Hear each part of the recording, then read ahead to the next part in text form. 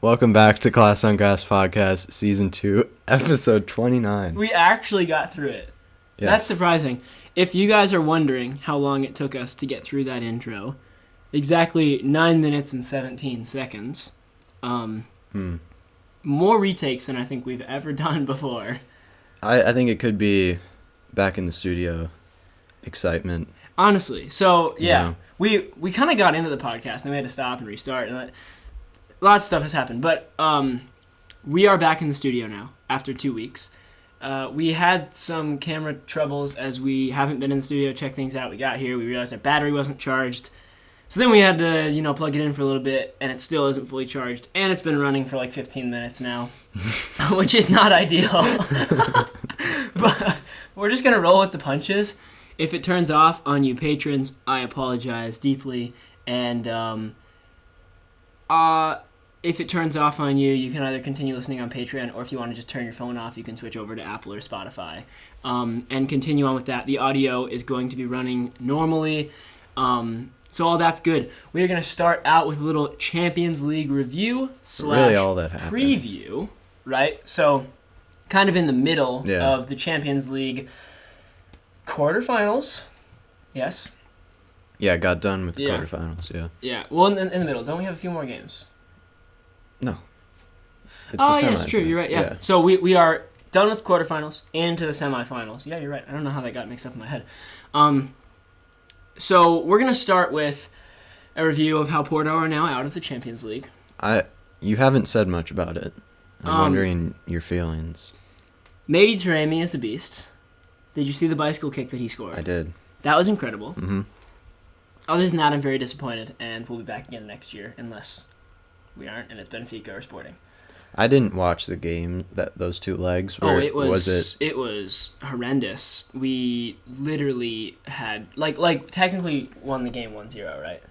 Mm. But we had no chance the whole game. It was Really? a last minute fluke. It was not. So Chelsea were just really solid. We were out. Mm. We were out. And the first leg wasn't even close. Yeah, very disappointed about that. But looking forward to seeing the Chelsea-Real Madrid game. That's probably the one I'm most looking forward to seeing. Mm-hmm. There are two reasons why. One, I get to see Toni Kroos play. And if any of you know, Toni Kroos is a master craftsman in that midfield. If any of you were watching the Real Madrid game, you would have seen the ball that he played to Vinicius. That was dirty. That was also very much like Liverpool had no chance. Yeah. That leg. Mm-hmm. I mean, after it was 2-0, I really didn't see. By the way, they were playing, just really wasn't Liverpool that we saw the last couple of years. So, Real Madrid had a very easy tie, I'd say, and so did Chelsea. But then PSG Bayern, as well. That was PSG Bayern will be. It was a. The reason that it had so much hype around it was definitely because it was a replay of the Champions League 2020 final. And I think that PSG were actually deserving of them coming out of that victorious. It's good for Poch because I think Poch needs to win a trophy, with PSG, and especially in his first season in charge, that'll be really good. And just continuing on in the Champions League, obviously, for a club of that stature is huge, with the likes of Barca and Juve being out, big teams going out. So it's good that they advance. Also, Bayern have, as of late, or as of the past 2 years, been the team to beat. So huge from them. Alphonso Davies didn't have the performance that I would have expected from him in either legs. Lewandowski didn't play either. So there's some reasons behind it, but overall PSG deserved to win it. Going back to the Chelsea versus Real Madrid game that is coming up, the other big reason that I'm really looking forward to that game is because Eden Hazard will be returning to the bridge if he isn't injured. Which is he is right a now? large possibility. No, but he could pull up with a hamstring. Yeah. Very possibly. He's had more injuries and missed more games than he could have played. More games, more injured games than games played. In a year for Real Madrid than he has his whole career, even. So yeah, it's just unlucky. I don't think I think if he would have had a run of games and starts, who knows? Maybe he would have had that impact that they're hoping from his Chelsea days. But yeah, I'd really love to see him back at the Bridge, like you said. Yeah, And it'd just be a good reunion. maybe even score. Even though I think I favor Chelsea. I don't favor them, but I want them. Yeah. That's the biggest thing for me.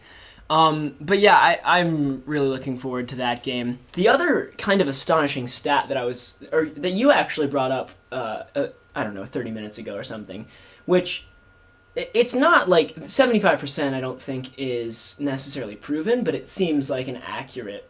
Was that something that you could actually prove? Yeah, statistically. 3 out of the 4. That's true. Uh, I mean, yeah, mathematically, there's a 75% chance that a member of the Mendy family will win the Champions a League. person with the last name of Mendy. Well, they're all related. You know that. Really? Edouard is Furland and Benjamin's cousin. And then Benjamin and Furlan Are brothers. Are brothers. Yeah. Oh. Yeah, so they're all in the same family. So, mathematically, one of the Mendy family will end up winning the Champions lift League. a Champions League trophy. With a 75% chance. I don't know if I said that. Yeah, Yeah. 75% because 3 out of the 4 teams have a Mendy on their team. City with Benjamin, Real Madrid with Furland, and Chelsea with Edouard Mendy.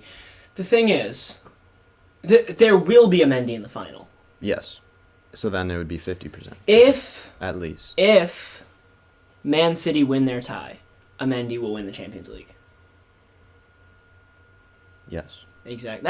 That's so weird. Imagine, like, your cousin just, like, showing up to play you in a Champions League final. Like, that's so weird, because the Champions League final is, like... Yeah. Or your brother. But, like, it seems even more weird that it would be your cousin. I don't know why. Because, like, brother makes sense, like...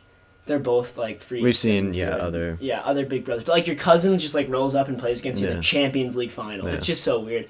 But, I think that would be really cool to see. The only team who could win... Who's the fourth team? I can't... PSG. Oh, yes. They don't have a Mendy. They have a Neymar, and they have an Mbappe. You would think, though, because they're a French team... they would have one of the Mendy, because they're all French. They would have That's a Mendy. So, either a French team or one of the Mendys will win it. Yes. There you go. It is a French... It is a French affair. Yes. Moving on, we have... Yeah, I mean, there's not a lot to talk about because it's so hard to predict the games, in my opinion. Like, it's one of those things, like, looking at it, I could not tell you who's going to advance from either leg. I think Pep's on a mission. I think Pep is going to decide to put Phil Foden at left back, to make Raheem Sterling move more centrally into the middle, tactical masterclass. He's just going to flip the team. So exactly. Well, Pep Ruben does Diaz, have that. Striker. Ruben Diaz at attacking mid. Yep. Ederson, striker. Phil Foden, Gabriel Jesus in net, Phil Foden, and Gundogan at center back. Solid, really. Here's my question. If you put those players in, like, a youth soccer game, like a youth, like a U18, 19, high level, like MLS Next, let's say, or academy in Europe, are they doing well? Like, as a flipped team? I think they steamroll are. people. They're the best team in the world right now, I think. I mean, I think Foden would be an incredible center back. I mean, you don't need... They would just keep the ball. Yeah. I don't think it would really affect their game. Ederson's good enough with his feet. I think Jesus... They don't really concede a lot of shots. Well, but that's because Ruben Diaz. True. And Ruben Diaz wouldn't be back there as much. I think... Well, how tall is Foden? 5'9". They are very short up top, so I think... Gundogan, Foden. Unless... De Bruyne would have to play it. Yeah. Well, De Bruyne wouldn't even, like, switch positions. Because he's a midfielder, so he can't... Like... Fernandinho wouldn't switch positions. I think Fernandinho and De Bruyne would kind of just swap. Yeah. Their midfield would be strong.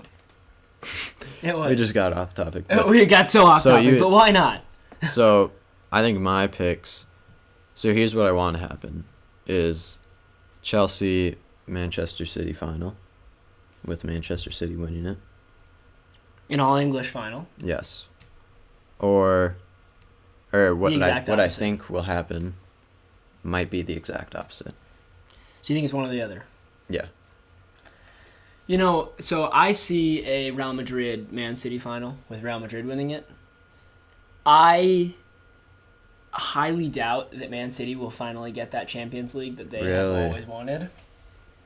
And I was thinking about this earlier, talking to my mom about it a little bit. Can we call Pep Guardiola and Jurgen Klopp the best managers in the world, Hansi Flick, when they have billions of dollars in their teams? Or do we have to look at Claudio, was it Claudio Ranieri and Jose Mourinho and say that they're the best managers in the world? Because obviously Claudio Ranieri won with Leicester in 2016. He won the Premier League, which is a consistency competition. Yeah. And Jose Mourinho won the 2004 Champions League with Porto. So I was just wondering. It's a little off topic, but what do you think you can say? The managers that have all of this at their disposal are actually the best in the world? I think then it comes down to probably, like you said, consistency and tactics, because I think the bigger clubs are looking for the style of play more than like, oh, this guy can really talk to the players or whatever. Usually that comes along with it if you are named a good manager, but I think when it's the big clubs, it's trophies, which even, as we've seen, is hard for any team to do, especially like Man City. They were knocked out of the quarterfinals today with Pep every single time. And then, no, they were knocked out today of the FA Cup. Of the FA Cup, yeah. Quarterfinals of Champions League the last couple of years. But by Lyon last year. Yeah, so I think they do make their money in those big games. Yeah. And if they don't, then it's hard to call them a great manager. But Pep hasn't done well in any big games. Well, in the past, with Barcelona and Bayern. Well, he didn't win the Champions League with Bayern. How? Like that's what I'm... You know what I'm saying? Yeah. Like, he has only won the biggest European tournament with a team filled with Messi, Iniesta, Probably Xavi, one of the greatest Pedro, teams ever. Like, literally, Carlos Puyol, Piqué... was Pepe Reina their goalie? Valdez. Yeah. Like, come on. Like, you can't say that team... I could be managing that team and they'd win the Champions League. Yeah, but... I mean, that's a bit of a stretch, but still. Have you seen the... I actually just recently watched the Netflix documentary on that team. It's like on Barcelona, like leading up to the Pep era and that like 2011, 2012 team. I forgot what it's called, but it was actually really good and interesting to see. And they said they tried like Rijkaard and other managers that Rijkaard didn't work out. Yeah, that used to play at Barcelona, and they tried him all at manager, and none of them worked, but Pep Guardiola did. Yeah. And he knew like the Barcelona style, the Johan Cruyff, tactics. RIP to a legend. Yes. I know that was a while ago, but still. Yeah, and he just understood it, and he wanted to play that way, and they didn't start out great, but once they learned and once they had that bond, it really it showed that they were unstoppable, and that's why they're one of the greatest. Well, yeah, I mean, speaking of that way, another great, arguably better center defensive midfielder than Pep ever was. I mean, it's hard because Pep was unbelievable as CDM, but Xavi, did you see his team score that wonderful goal over in Qatar? No. Is he managing? He's managing one of the best teams in Qatar, and it was all over social media, and a lot of the comments were saying, exactly what I just said. It's not Xavi; it's that he has the best team in Qatar by a mile, but he clearly has instilled a style in them that's different than any other. I mean, they played the most fluid counterattack. Those TikToks that you'll see where it's like, look at this counterattack by Manchester United. Like the one by Man United where Rashford scores, or there's a lot of them where it's all on the ground and it's really fast paced and everything just seems to click, and it's these passes. It's smooth. It's not slowing down and then exactly. So it was the same as that. They had that kind of counterattack and ended up scoring. And everyone's like, oh, Xavi has the style. He's teaching everyone the way. So it's hard to tell because yes, there are teams out there. You know, you have Hansi Flick's Bayern and Klopp's Liverpool, although they haven't had the season that they did last year, and other teams that have that talent and don't play that style. But like, I don't think, you know, like you said, it's more about the tactics and style. But I think that you can win, like you can. If Hansi Flick were to take over Man City, they'd do well. Do you see he's leaving, by the way? Bayern? Yeah. No, I did not. He requested to leave at the end of the season, most likely to take over the Germany national team. What's his face is resigning. Yeah. I can't remember his name. I know his face from all the World Cups and everything. I know his face. And there's that one video. I'm not gonna say it. It's pretty funny. You can look it up for yourself. Some bench antics. Some bench antics. Yeah.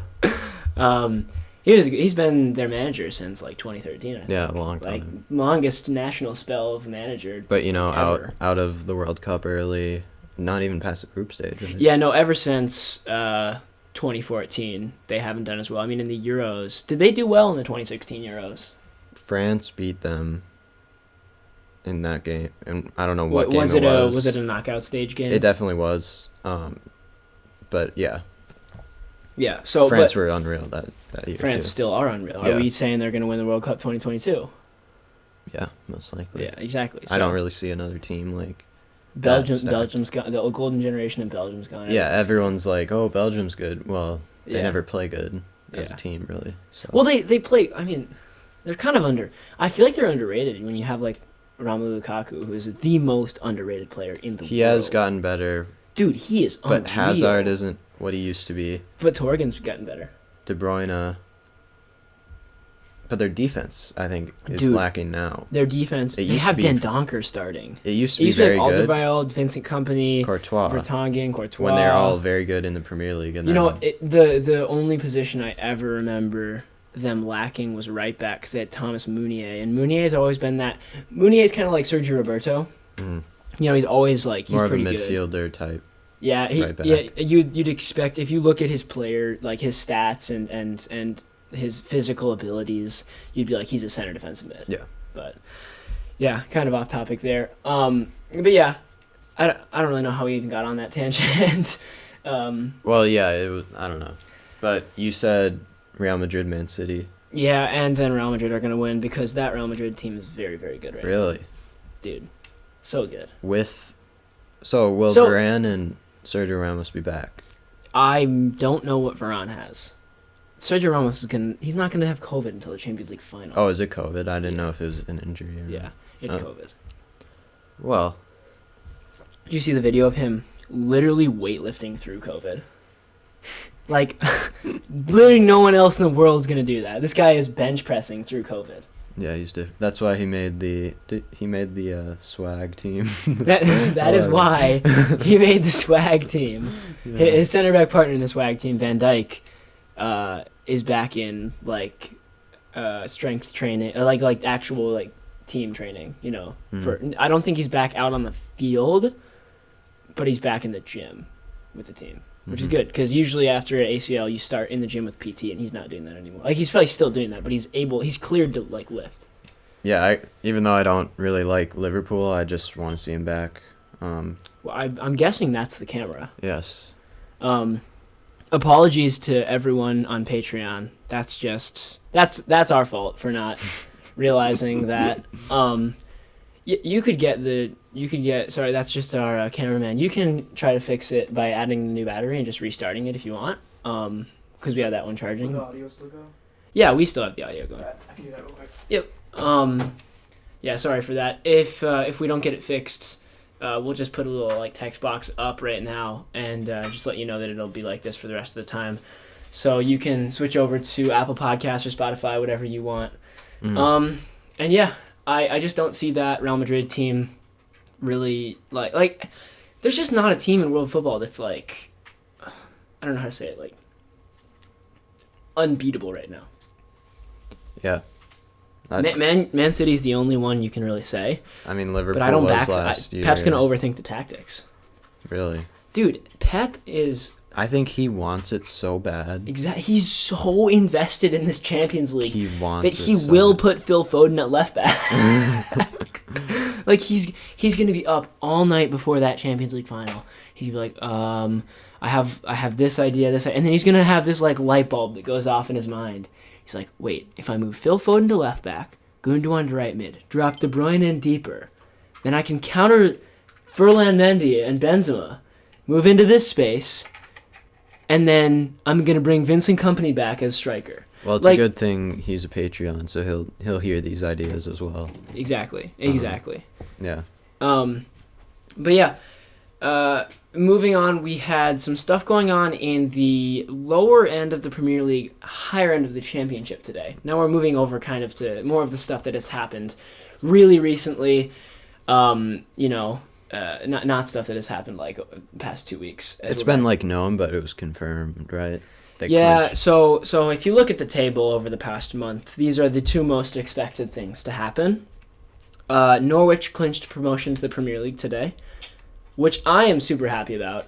I think that they deserve to be in the Premier League 100%, especially considering they didn't lose many good players when they got They relegated. kept their whole squad pretty much, except Who was that Max Aarons guy? The right back? no, he's still there. Is he still there? Did he get Ben loaned out? Godfrey Ben Godfrey to left. Everton, and I think Jamal Lewis to Newcastle. I think Jamal. Oh, that's Jamal Lowe. Jamal Lowe plays on Derby. I think Jamal Lewis might have Yeah, been I'm not a sure. Norwich player, but I think they kept If the camera doesn't work, it's all good. they kept the majority of Yeah. their team from the season and their manager, and they went right back up in style, like no problem. Yeah. And- Well, it was kind of like a Fulham rebirth. True. But, given that Fulham are now possibly going down, Pretty much. apologies, Brian. It's pretty inevitable. It's not inevitable. It's not inevitable. That's a bit far. It was a lot less inevitable about 2 or 3 weeks ago when it was like 1 or 2 points. I mean, so right now it looks like you're fighting with us. I'm talking to Brian specifically. Right now it looks like Fulham are fighting Brighton, and With what? because Newcastle's they probably are above us now with their win today. Oh, really? Yeah, we're right above them.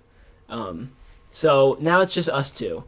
We have a really hard schedule, but you guys do not have an easy schedule exiting the Premier League either.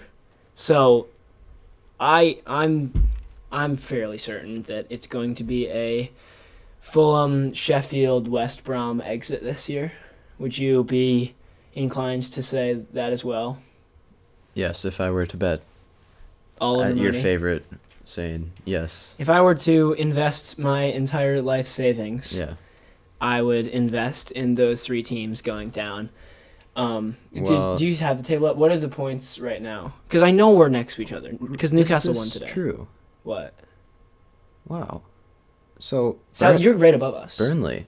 Are Burnley there? So above the relegation zone, Burnley, Brighton, Newcastle, Southampton. We've played one less game. You know, I feel like I've forgotten about Burnley over the past 2 months. I thought they were like fine, but Yeah. they're now How far off are they? 7 points, as well as you. You're both on 33. We have and the really good goal differential for being down there. You're both on 33 points. Fulham at 26, but have played one more game, so you could boost that up to 10 points, if with a win. Yeah, but it's not. We're Brighton. What do you mean? Hey, haven't you been getting a couple wins recently, right? Or no? Not really. We are. I'm hallucinating. Yeah. The thing is, like, I don't even remember Brighton performances at this point. Like, I'll watch them It's all and, the then same. and then I erase them from my brain. Like, I Yeah. watch it and I'm like, oh, that's another one that we lost 1-0 because we don't know how to score. Mhm. Now I'm never going to remember that ever again. Yeah, I mean, it's... Burnley are going to find a way to stay up, as they always Yeah. do. My team, Brighton... If we go down, it's a disgrace. No, it is. It's a disgrace if we go down because we are so 7 points with 6 games. There's no way Fulham are recovering that. Yeah. They would have to win. Look at their schedule real quick. I mean, I think they play Arsenal. which is not a winnable game, in my opinion. Like I do think they have a tough schedule, maybe. we have a tough schedule too, but that doesn't matter to me because it's all about Fulham's schedule. Because I don't even care if we don't need points. So, yeah. We just need Fulham to not get points. They play Arsenal tomorrow, Chelsea, Burnley, Southampton, Man United, Newcastle. So they have 3 winnable games. And 3 Yeah, underdog so I games. remember listening to the Premier League announcers last week or something like that, and they were talking about how Fulham play Newcastle on the final day, and that's probably going to be the relegation actually game, which almost Yeah. never happens. But now it looks like it's not But going to now, happen yeah, it's- because of that win against West Ham this morning, which, by the way, was incredible. Did you watch the game? I had a game during it. I could not. I slept through it completely, but looked at the score sheet, watched the highlights, and Jay Lings scored again. It was a penalty. He scored again. And Man United have recalled him from loan at the end of the season, which I'm extremely disappointed about. Well, he can still get sold, right? Yeah, he can still get sold, but if he has time left on his contract, it's not his choice. Really? Yeah. Wait. Like at Man United? Yeah, so Man United have him under contract. Mm-hmm. They Can loaned you him still out. get sold? What do you mean? Can It's you not a still- loan to buy. No, like, even though he's on a contract, like it hasn't expired for Man United, He still... he can get sold, but the club has to agree with that. Oh, okay. The I club get has to say, yes, you can go. it. Yeah. And if I was Man United, I'd be like, No. no. Look what you're doing now. But he But has no... He's gonna get he's gonna go back into his shell. Yeah. He's not gonna get playing time. Like, Well, he Where- is, no, and then where he's is he not gonna gonna play, score though? one game, and Ole's gonna be like, well, I don't know what to tell you, man.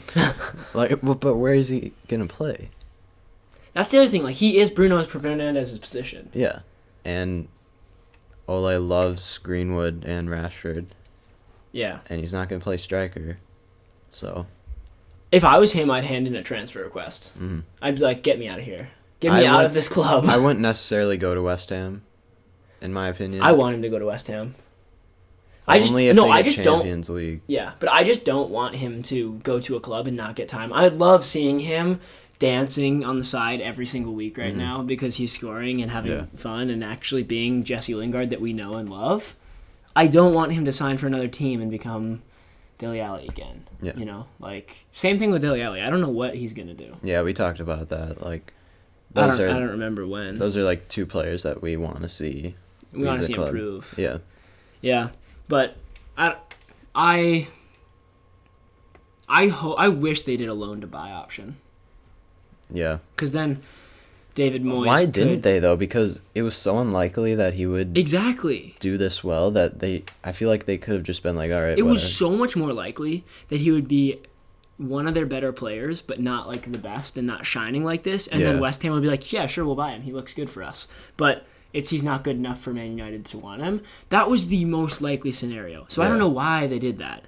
But now it obviously has worked out in their favor, which is unfortunate for Jesse Lingard. I mean, I doubt he's stoked. I doubt he's like, oh, yes, Ole wants me back. No, I don't. I think he's done with Man United. I don't. I mean, think... he even said it in interviews. He was like, when I came back from the quarantine break, I was the fittest player on the team. I worked the hardest and immediately got thrown into the subs. Yeah, I don't see him wanting to go back at all, even if he's gonna start, because I think he just doesn't like the club. I know he's friends with like Rashford and everyone, but You can see him on the national team break. Yeah, You know what I mean? Like it's not that deep. yeah, And the other thing that will be huge and disappointing is if he helps West Ham to a Champions League spot, which everyone can say if West Ham actually do successfully achieve that Champions League spot, Jesse Lingard is 100% one of the biggest players that they have to attribute that to. Oh yeah, completely.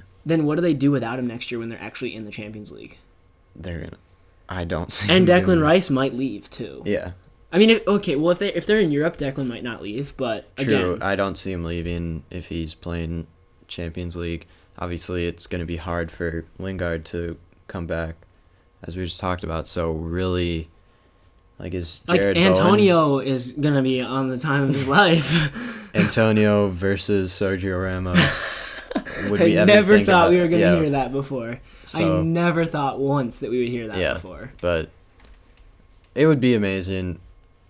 I've said in the past on this podcast that I really don't like West Ham. Dude, I love them now. I liked them when they Up had the Hammers. I liked them when they had Payet, and now I kind of like them now that they have Lingard. The thing is, I It's just that thing. hated them when they had Felipe Anderson.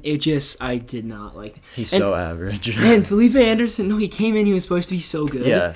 Now he's over in Besiktas or Galatasaray. I looked at their lineup. He's on the bench. Yeah. Like what?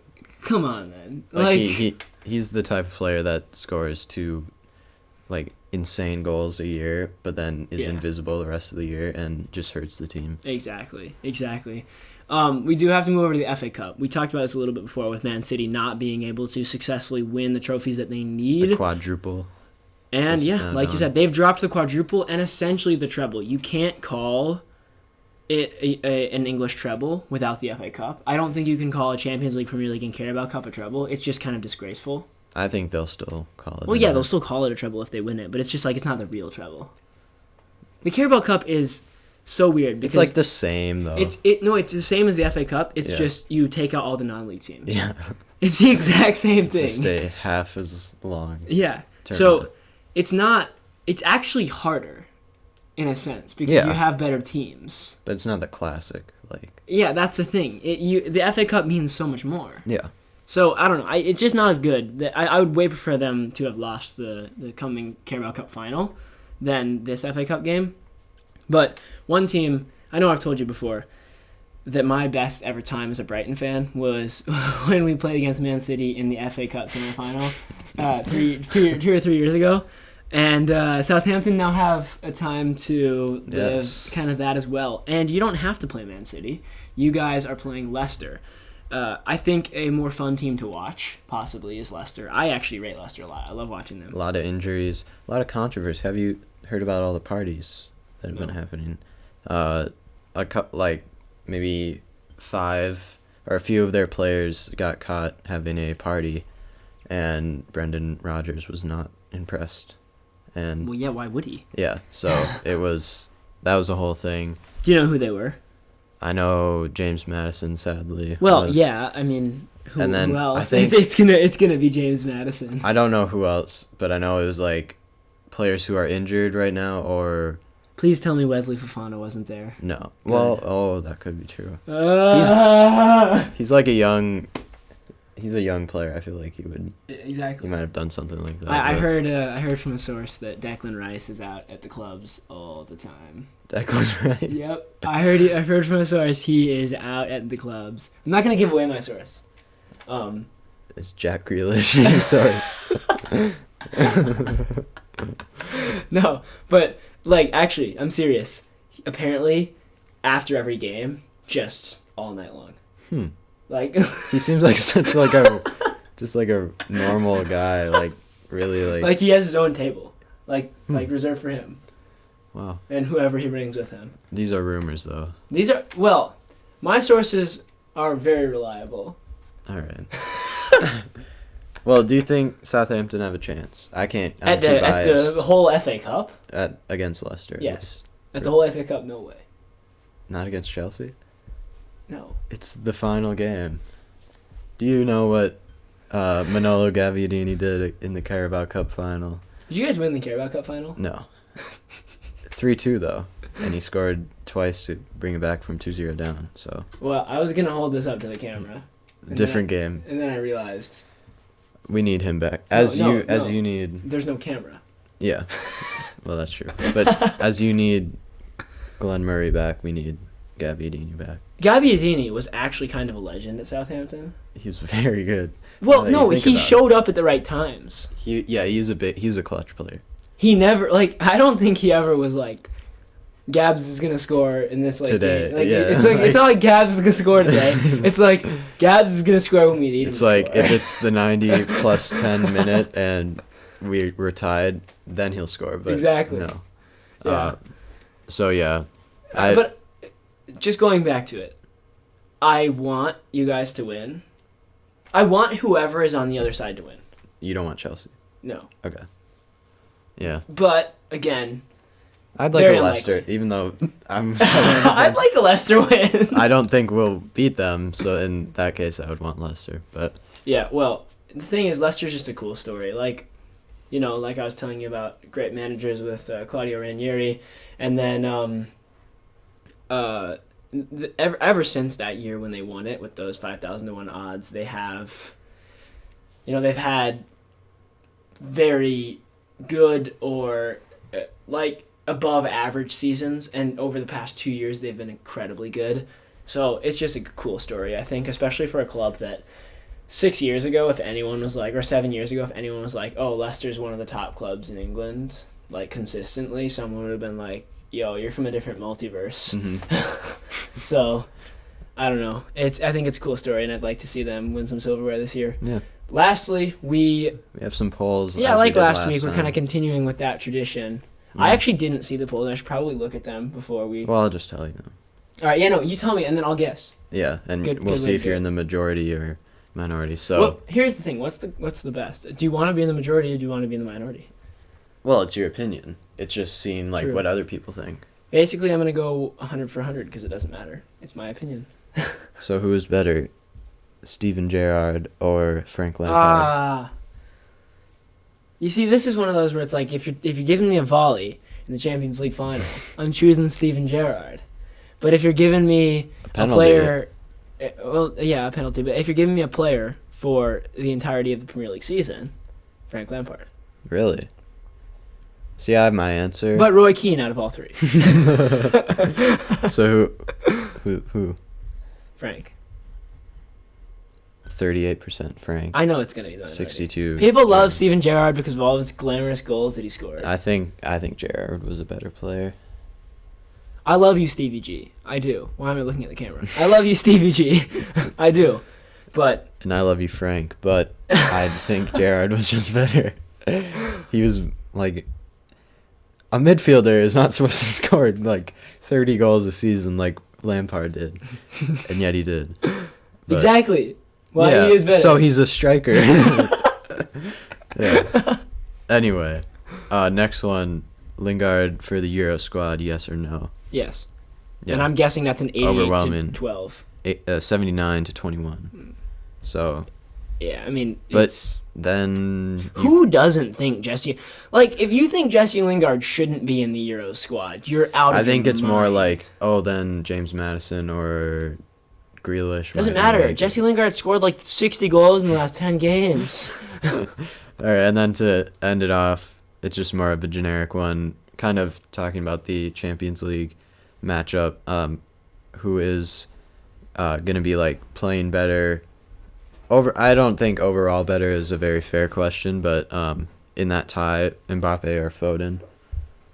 Well, considering Phil Foden tweeted at It was Kylian- his media team, though. Did you see that? Was it his It media wasn't team? him, because Really? he doesn't run his own social media. Why? So the team that did it like posted that, and he was mad and fired them. Really? He didn't want it like to be posted. Dude, here's the thing. Like, Phil Foden posts at Kylian Mbappe, are you ready? And then I saw this post where it had that, right? And then you Yeah. swipe to the right, and it was a picture of Mbappe looking at his phone. Yeah, and then you like, swipe who right. is Phil And Foden? yeah, it was a Google search of who is Phil Foden. Yeah. But, like, again, Phil Foden is not on Kylian Mbappe's level, so it's not a tweet that should be coming from his... Like, if anything, it should be coming from Mbappe. That's true. You know what I mean? But I mean, they both performed well in the They did. Champions League this season. They so. have. Phil Foden's a good player. Not Kylian Mbappe level, but could be someday. But again, Mbappe will do better Yeah, that's In- what in the most tie. said. Yeah. in the tie. Was that the last one? Yes. Oh, okay. Yeah, that concludes the Class and Grass podcast for this week. Sorry for the technical difficulties with the camera. And, you know, I think we were a little bit starstruck in the first 10 minutes. We didn't get comfortable until 10 minutes after we started because, like, so much. We had, you know, the two others in the studio with us today, and, you know, it was, I don't know, what would you call that? Like, I remember, like, all of my teachers when I was younger used to be, like, Giggle City or something like that. When, like, you couldn't stop laughing in class. You know what I'm Yeah. talking about? Yeah. It was like that, but in the studio. So, Yeah, we were kind of not in the right state of mind for analytically talking about soccer matches, football matches, But we got there in the end, and apologies to everyone who couldn't watch us, actually. But yeah, we'll be back again next week, I believe. Studio, same thing, and it should be good. We're going to be prepared next time fully with the camera and all of that, and until then, hopefully all of you guys have a great week. You're able to enjoy the spring weather. It's back. Especially in Minnesota, if any of you listeners are from Minnesota, at least our family members who are listeners. Go outside, have some fun in the weather, and we'll see you guys next week. Peace.